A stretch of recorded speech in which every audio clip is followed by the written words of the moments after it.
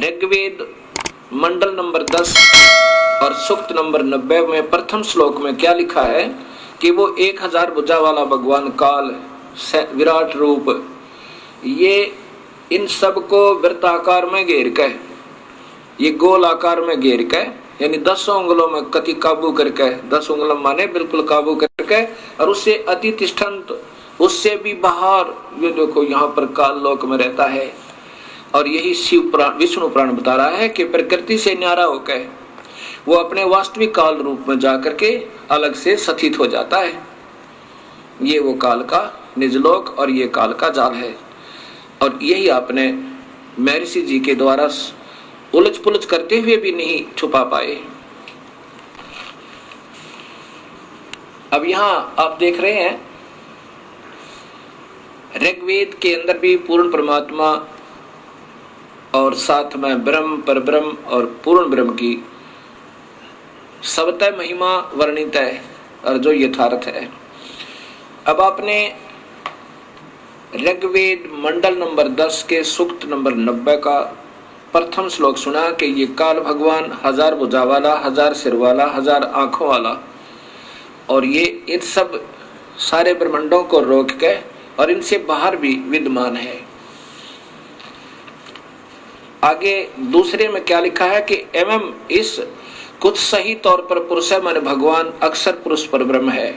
ये तो नाशवान है पहले वाला तो, और दूसरा वास्तु कुछ भगवान रूप दिखाई देता है कुछ, क्योंकि वो खाता नहीं अक्षर पुरुष, और ये तपस्या पर बुनकर खाता भी है। ये नाम मात्र भगवान है, दिख है भगवान, पर वास्तव में प्रभु ये है नहीं। अब स्पष्ट लिखा है कि एक रूप तो उनका काल है और वास्तविक रूप इनका, एक रूप तो भगवान है काल का, विष्णु का, और वास्तविक रूप इसका यानी काल है, परम रूप काल है। ये उदाहरण आगे दूंगा। अब इसमें लिखा है कि दूसरे श्लोक में ऋग्वेद मंडल नंबर 10 और सूक्त नंबर 90 का श्लोक नंबर 2, एवं पुरुष है च इदम, एवं पुरुष माने कुछ सही तौर पर भगवान अक्षर पुरुष पर ब्रह्म है, और च और इदम माने यह, यत माने जो, भूतम माने उत्पन्न हुआ है, यत जो भविष्य में उत्पन्न होगा, सर्वम सब, यत माने प्रयत्न से, मेहनत के द्वारा, अनैन माने अन से, अतिरोहति विकसित होता है। जैसे इस क्षर पुरुष के यानी ब्रह्म के लोक में और अक्षर पुरुष परब्रह्म के लोक में जितने भी प्राणी हैं वो सब मेहनत करके, टुकड़े भरकर मेहनत करके अपना अन्न से ही इनका प्रफुल्लित शरीर होता है। लेकिन सतलोक में अन्न नहीं, अन्न से नहीं, वो अमृत आहार है वहां का, विकसित होते हैं। ये अक्षर पुरुष भी उतः माने संदेह युक्त, उतः है अमृतस्य मोक्ष, अमृतस्य ईशान। ये अक्षर पुरुष भी यानी ये परब्रह्म भी संदेह युक्त अमोक्ष देने का वाला स्वामी है। देखो स्पष्ट लिखा है, उत संदेह युक्त अमृतत्व से यानी अमृतत्व का ईशान मन स्वामी है। ये भी संदेह युक्त है, यानी पूर्ण मुक्त नहीं कर सकता। इसमें भी गए हुए प्राणी पूर्ण मुक्त नहीं, उनका भी जन्म मरण है। लेकिन इनसे ज्यादा स्थायी होने से ये कुछ अक्षर पुरुष कहलाता है, कुछ अविनाशी कहलाता है। बिल्कुल स्पष्ट लिखा है कि ये भी सही मोक्ष नहीं दे पाता, ये भी संदेह युक्त है, इसका भी अधूरा मोक्ष है। लेकिन इस काल वाले तो बहुत ही अच्छा है, ये खाता नहीं प्राणियों को। अब तीसरे श्लोक में जैसा स्वयं महर्षि जी स्वीकार करते हैं कि इस भगवान की तो इतनी ही महिमा है, और जो भी प्रकृति आदि से उत्पन्न हुआ है उससे भी बड़ा भगवान और है, वो पूर्ण परमेश्वर और है। ऐसा ही इसमें लिखा है। अस्य माने इस अक्षर पुरुष की तो, एतावान माने इतनी ही महिमा प्रभुता है। कितना स्पष्ट ज्ञान दिया है। प्रथम श्लोक में इस क्षर पुरुष ज्योत स्वरूपी निरंजन काल का वर्णन है कि ये इन सब प्राणियों को रोक के 21 ब्रह्मांड में स्वयं बाहर भी रहता है। इसकी 1000 भुजा, 1000 आंखें, 1000 हाथ आदि आदि है। और दूसरे नंबर का भगवान एवं पुरुष यानी कुछ सही तौर पर भगवान है, क्योंकि वो खाता भी नहीं और इससे ज्यादा मोक्ष वहां पर मुक्त है प्राणी। बहुत समय तक शरीर रहता है, लेकिन वो भी संदेह युक्त मुक्ति का दाता है। पर ब्रह्म भी यानी पूर्ण मुक्त नहीं होते। और जितने भी इन दोनों लोकों में, इस परब्रह्म के 7 संख्य ब्रह्मंडों में और काल के 21 ब्रह्मंडों में जितने भी प्राणी हैं, ये मेहनत से ही टुकड़ा करके खाते हैं, चाहे देवता हैं और चाहे यहाँ पर अन्य प्राणी हैं। अब लेकिन सतलोक में ऐसा नहीं है। आगे लिखा 3 श्लोक में, अस्य माने इस अक्षर पुरुष की तो एतावान इतनी ही महिमा माने प्रभुता है। ये अक्षर पुरुष तो इतना ही भगवान है। तथा पुरुष माने पूर्ण परमेश्वर तो अतः माने इससे भी जयावान माने बड़ा है। होय होय, इस अक्षर पुरुष से भी ज्यादा शक्तिशाली है। और ये यजुर्वेद में स्वयं महर्षि जी भी स्वीकार करते हैं ऋग्वेद में कि वो परमात्मा तो इनसे बड़ा है, इनसे भी बड़ा है।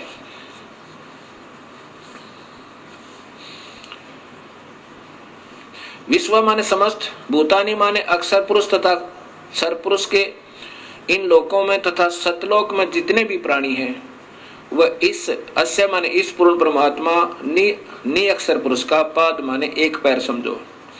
अस्य माने इस परमेश्वर के त्रि माने 3, दिवी माने लोक जैसे सतलोक, अलखलोक, अगमलोक, वो अमृतम अविनाशी पाद दूसरा है। होय होय। अब क्या बताया है कि ये जितने भी सतलोक और इस लोक में जितने भी प्राणी हैं, ऊपर के लोकों में और परब्रह्म और ब्रह्म के लोकों में जितने प्राणी हैं, जीव आत्मा, ये तो इसका एक पैर समझो। और ऊपर के तीनों लोकों में जितने प्राणी हैं, दिव्य लोक कौन कौन से, अक्षर पुरुष ना, सतलोक, अलखलोक और अगमलोक। अनामी लोक में जीव स्थिति नारी नहीं है। इसलिए उन तीनों लोकों में और जितने भी प्राणी और तीनों लोक, ये उनका अविनाशी पैर है, अर्थात उस परमात्मा की स्थिति बता रहे हैं उदाहरणार्थ। आगे फिर 4 श्लोक में लिखा है कि पुरुष माने यह अविनाशी परमात्मा, ऊर्ध्व माने ऊपर, त्रि माने 3 लोक जैसे सतलोक, अलखलोक और अगमलोक, पाद माने पैर ऊपर के हिस्से में, उदयन उदयत विराजमान है। अस्य माने इस परमेश्वर की पूर्ण ब्रह्म तथा पाद एक पैर एक हिस्सा जगत रूप पुनः फिर यह माने यहाँ अभवत प्रकट होता है। और फिर यहाँ पर वो प्रकट भी होता है, जैसे कबीर रूप में आगे, कभी सत्सुकृत रूप में आगे, कभी किसी प्रकार। तथा माने इसलिए स माने वह अविनाशी पूर्ण परमात्मा असने होय होय, ऐसन जो खाता नहीं और जो सने जो खाता है। युक्षर पुरुष तो 1 लाख जीवों को रोज खाता है, अक्षर पुरुष खाता नहीं। इसमें लिखा है सनेन असनेन, खाने वाले और न खाने वाले, अर्थात काल और परब्रह्म से अभी माने ऊपर, विश्व माने सर्वत्र, उससे ऊपर भी और सर्वत्र विक्रमात व्यापक है। कितना स्पष्ट कर दिया कि ये परमात्मा पूर्ण ब्रह्म अविनाशी परमात्मा ऊपर के तीनों लोकों में भी है। और फिर ये खाने वाले और न खाने वाले, काल तो खाता है पर ब्रह्म नहीं खाता। ये क्षर पुरुष तो 1 लाख जीवों का आहार करता है, इसको सांप लगा हुआ है, इसको रोग लग गया, और अक्षर पुरुष नहीं खाता। इसलिए लिखा कि खाने वाले और न खाने वाले, इन में भी व्यापक है और इनसे ऊपर भी न्यारा भी वो व्यापक है, ऊपर भी है और इन सब पर भी कंट्रोल है। जैसे प्रधानमंत्री राज्य में भी व्यापक, एक प्रांत में भी व्यापक है और अपने भी सब सारे देश में भी व्यापक है। और केवल मुख्यमंत्री अपने ही प्रांत में व्यापक है और मंत्री अपने विभाग में, केवल एक प्रांतीय मंत्री अपने केवल विभाग में व्यापक है, ऐसा समझो।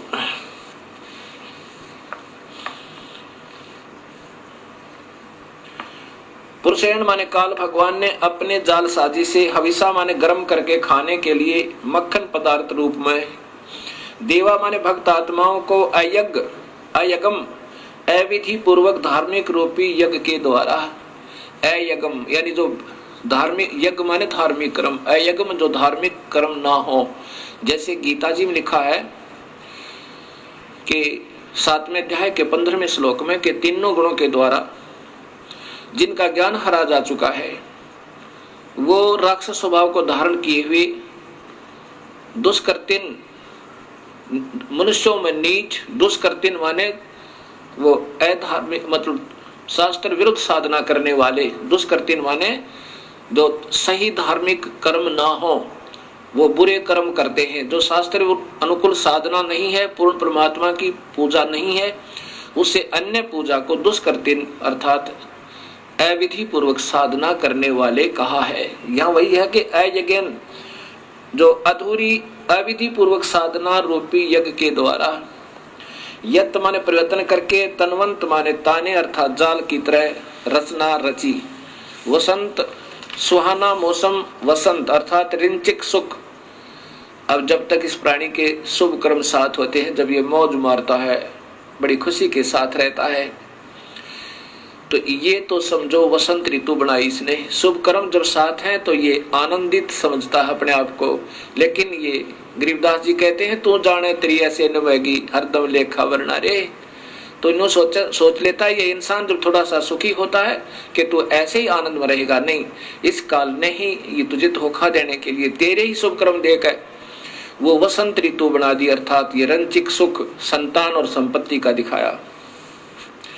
अजम माने घी अर्थात असित माने शुभ कर्म रूपी घी था तेरा यो, ये तेरी ये मलाई थी जो वसंत ऋतु रूप में दे दी, अर्थात तेरे को शुभ, तेरे ही शुभ कर्मों का यो फल देकर और तुझे लग रहा था मैं मौज कर रहा हूं, भगवान ने मुझे आनंद दे रखे। और फिर देखिए क्या होगा, ग्रीष्म, फिर ग्रीष्म आओगी, पाप कर्म रूपी गर्मी इस जीव को तड़पाने जलाने के लिए, अस्य माने इस काल का, ईदम माने ईंधन अर्थात आग, और सर्द ऋतु जब ये शरीर छोड़ जाएगा फिर क्या करेगा, हवनीय पदार्थ द्रव्य बनकर अर्थात फिर ये इसको खावेगा। पहले वसंत ऋतु तो वो शुभ कर्म जो तूने ही किए हुए थे तुझे ही दे दिए, तेरी ही मलाई, तेरा घी तेरे सिर पर दे दिया, वो तो वसंत ऋतु समझ इसकी। और फिर ग्रीष्म ऋतु वो आवेगी जब तेरे पाप कर्म होंगे, किसी की टांग कट जाएगी, किसी की आंख फूट जाएगी, किसी का बेटा मर जाएगा, किसी की बेटी मरेगी। ये ग्रीष्म ऋतु यानी तेरे को जलाने के लिए, तड़फाने के लिए इस काल ने जाल बना रखा। और फिर शरद ऋतु जब तू मर जाएगा, ये शरीर शांत हो जाएगा और फिर तुझे खावेगा वहां हवी, यानी तो फिर एक खाने योग्य पदार्थ बनाओ निकाल लेगा तेरे मत तपतशिला के ऊपर। ये छठा श्लोक सुना है आपको। अब सातवां सुनो। अग्रतः माने बाद में, पहले अविधिवत साधनाएं करवाई, जैसे वेदों में ओम नाम का जाप लिखा है और महिमा पूर्ण परमात्मा की, ऐसे गीता में ओम नाम का जाप और यज्ञ हवन आदि लिखे हैं और महिमा पूर्ण परमात्मा की। अब इन नादान आत्माओं ने ओम नाम को पूर्ण परमात्मा का मंत्र जानकर और दिन रात मेहनत की, तपस्याएं की, लेकिन उसे प्रभु नहीं मिला। क्योंकि गीता जी के 11वें अध्याय के 47-48 श्लोक में और 53-54 में स्पष्ट है कि अर्जुन किसी भी वेद वर्णित विधि से, यज्ञ से, हवन से, तप से, जप से मैं नहीं प्राप्त हो सकता, प्रभु तो प्राप्त हुआ नहीं। फिर उन्होंने अपने अपने अनुभव के, उन विद्वान पुरुषों ने अपने अपने जितने जिनका ध्यान में जो उपलब्धियां हुई, अपने अपने अनुभव के शास्त्र बनाने शुरू कर दिए और जिसके कारण ये भक्ति का पतन हो गया। ये ऋग्वेद बता रहा, ऐसे वेद पढ़ाने चाहिए थे अपने को।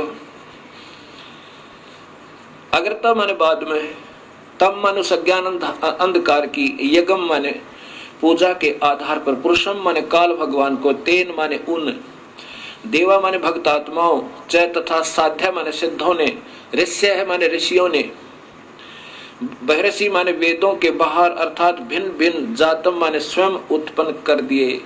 वेदों से बाहर, बहिर्ष माने उस तब बाहर के, वेदों से न्यारे, जातम माने स्वयं उत्पन्न कर लिया, अर्थात वह शास्त्र बना लिए। ये माने जो प्रोक्शन माने मन माने मंत्रों के उच्चारण से, जैसे चारों वेदों में थे एक एक थोड़ा थोड़ा मंत्र निकाल के और एक ब्रह्म ये गायत्री मंत्र बना दिया। ये चारों वेदों में से दो दो अक्षर तीन तीन अक्षर ले रखे हैं। ये स्वयं प्रोक्शन माने मन माने मंत्रों के उच्चारण से अयजंत अविधि पूर्वक साधनाएं शुरू कर दी। ऋग्वेद बता रहा है ये, जैसे ओम भूर्भुवः स्वः तत्सवितुर्वरेण्यं भर्गो देवस्य धीमहि धियो यो न प्रचोदयात्, ये चारों वेदों में से छोटे छोटे मंत्र निकाल लिए और इसका एक मंत्र बना के आप ही अपने हिसाब से साधना शुरू कर दी। ओम नमः शिवाय, ओम भगवते वासुदेव नमः, ये जो मंत्र बना लिए, कहते हैं यहाँ से ये भक्ति सतर गिरता चला गया। राधे श्याम सीताराम, ये कोई भक्ति मंत्र नहीं है, ये तो ठीक अपने मन को राजी करने के लिए, ये तो स्वीट टेबलेट्स है, ये तो मीठी गोली है। लेकिन नाम जाप से ही बात बनेगा जो वेदों में लिखा है। इस मन को प्रसन्न करने के लिए चाहे कुछ भी गाते बजाते रहो, इससे कोई लाभ नहीं होगा। उस मूल मंत्र से ही बात बनेगी जो वेदों में वर्णित है। और फिर पूर्ण परमात्मा कबीर परमेश्वर ने उस ओम मंत्र के साथ एक मंत्र और जोड़ा जो परब्रह्म का मंत्र है, और एक मंत्र और जोड़ा जो पूर्ण ब्रह्म का मंत्र है। ऐसे ये तीन मंत्रों का जाप से जीव का छुटकारा होगा। बाकी मन प्रसन्न करने के लिए चाहे फिल्मी गाने के आधार पर गा लो उस भगवान की स्तुति, और चाहे किसी मनमुखी मंत्र के आधार पर अपना व्यर्थ जीवन कर लो, उससे कोई लाभ नहीं। ये वेद बता रहे हैं। मनमाने मंत्रों के उच्चारण से अयजंत अविधि पूर्वक साधनाएं प्रारंभ कर दी।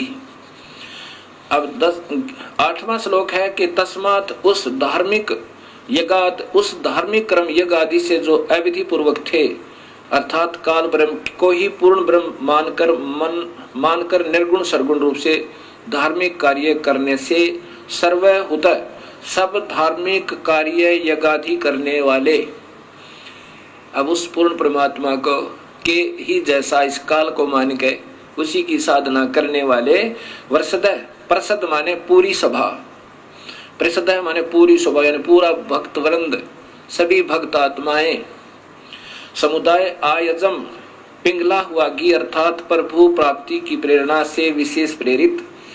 अब जैसे ये भक्त संत जन बढ़िया बढ़िया लतीफेदार कथा सुना के इन भक्त आत्माओं को प्रेरणा तो इतनी दे देते हैं प्रभु पाने की, और जाप देते हैं काल का, और काल से भी निम्न सतर का, काल का भी कोना। फिर बताते हैं कि पीपल के चक्कर लगाओ, वट वृक्ष के चक्कर लगाओ, इसमें भगवान का देवताओं का वास होता है। कभी कुछ बताते हैं, मनमाने साधना दे देते हैं, कोई राम का जाप देता है, कोई हरि शरणम, ये कोई जाप नहीं है। ओम नमः शिवाय, ओम भगवते वासुदेव नमः, ये कोई मंत्र नहीं है।